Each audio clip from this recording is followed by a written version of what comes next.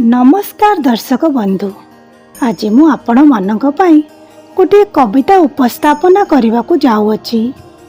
कविताटीर शीर्षक हेउची जदि तुमे प्रभु देखादेव थरे।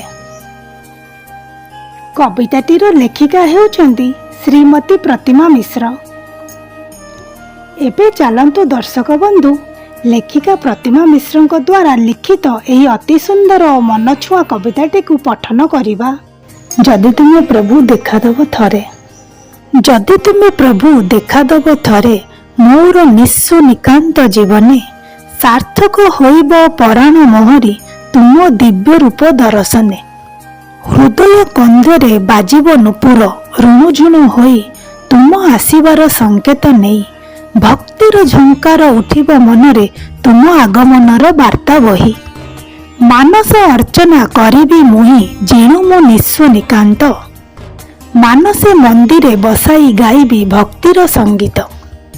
मानस अश्रुरे स्नान कराइबी तुमर से दिव्य शरीर।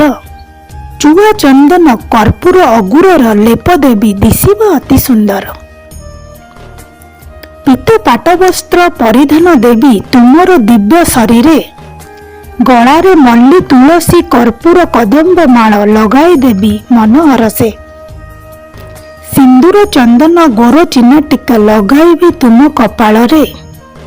मयूर पंखटी खंची देवी पुणी तुम मस्तक चूଳରେ।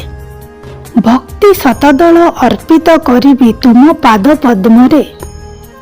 पंचामृत आणी मानस मंदिर छुआईबी तुम ओष्ठरे। हृदय वर्तिका प्रज्वलित करी आरती करिबी पुणी।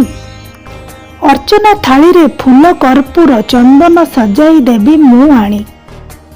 नैवेद्य थाली रे खाइबा को देवी सर साकर लवणी नानादी मिष्टान्न।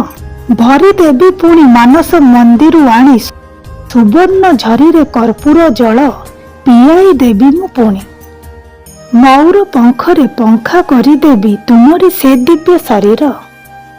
अलप्त रंचित पद जुगल को धत्त करिबी भक्तिर रसरे मुपुणी। तुम पद चुमी लेउटाणी नेबी एही संसार रु हरस मनरे। जदि थरे तुमे प्रभु देखादेव एही निस्व निकांत जीवन रे। दर्शक बंधु, यह थिला जदि तुमे प्रभु देखादेव थरे कविताटी जदि भल लगिला तेबे लाइक, सब्सक्राइब और कमेंट करंतु। धन्यवाद।